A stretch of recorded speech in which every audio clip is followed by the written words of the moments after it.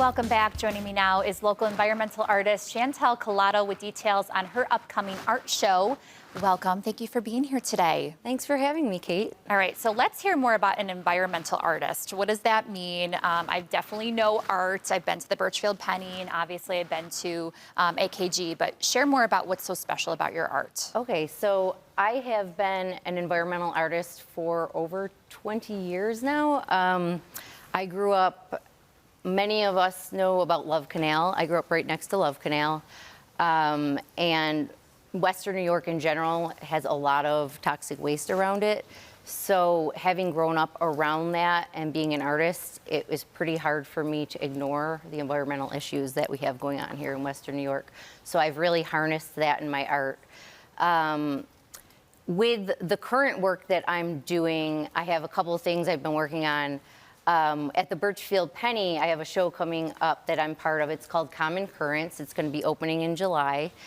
The work that I have there, one of the pieces is environmental, and it's called lead poisoning. And this piece is sort of, I think, a very important piece for a place like Buffalo, because it's called. It's a large-scale photograph, and it's based on my daughter's first birthday.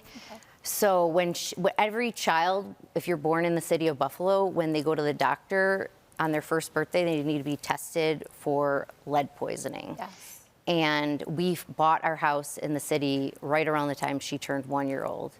And so she got tested for lead, and she was positive. Wow.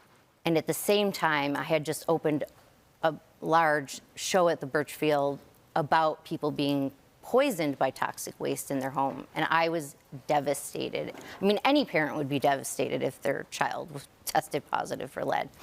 But actually, it's happening all over the city. It's a huge problem. Mm-hmm. And it's happening all over, really, in any city with old homes. So I wanted to create a piece sort of speaking to that issue that's happening. And also in my work, I really try to educate people on how they can help prevent that from happening to their own family. Yes. And so I'm always trying to help educate other people from helping to prevent that. Sure. So anyways, but the other piece I have coming up in that show, another large-scale photograph, super fun, the opposite end of parenting. So these pieces are kind of like the two ends of parenting. One is like the super complex, dark side of the most difficult part, and then the other side is the most fun. It's about bath time. It's ridiculous. There's tons of rubber duckies. It's super colorful. I encourage you guys to go to that show. The show is really unique. It's currently actually in Cleveland at the moment at Artist Archives of the Western Reserve. And then it's going to come here. So it's actually a traveling show, so that's really cool. The other work I've been working on, I've been collecting large plastic toys off the side of the road for the past 4 years. Okay, you can see those on screen right now. Yeah, so this is my studio. I have been collecting toys. I have a 1,000-square-foot studio. It very quickly got filled up. I have collected 250 cubic meters of toys.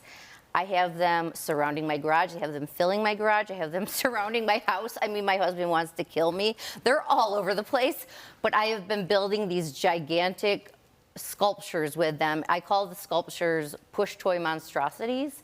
Some of the sculptures are as big as, oh, that's the photograph I was telling you about. Some of the sculptures are as big as 18 feet long.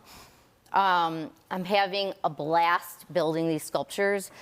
And some of that large-scale sculptural work will be part of an environmental show. This show is going to be phenomenal.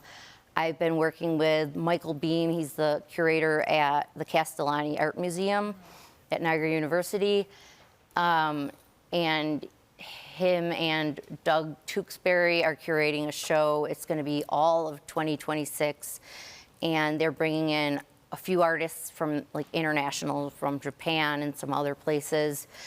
And I'm one of the very few people who I feel very fortunate to be part of that environmental show. I just feel like environmental work, especially now, is just so important to be doing. That is the big wheel that I've been working on. Yeah, I mean, there's probably a lot of meaning to it when it comes to, I'm a mother myself, so obviously we have a lot of unnecessary toys Oh my probably gosh. that you're trying to show the There's impact just of that. so many toys that are being thrown out every day. I used to let the toys sit there on the side of the road and not pick them up right away because I thought people would come take them for their kids, but then I just noticed no one took them, so I started making art with them and trying to keep as much of that out of the landfills as we have enough landfills here, Well, thank you so much. You are doing such inspiring work. You have a lot of things coming up.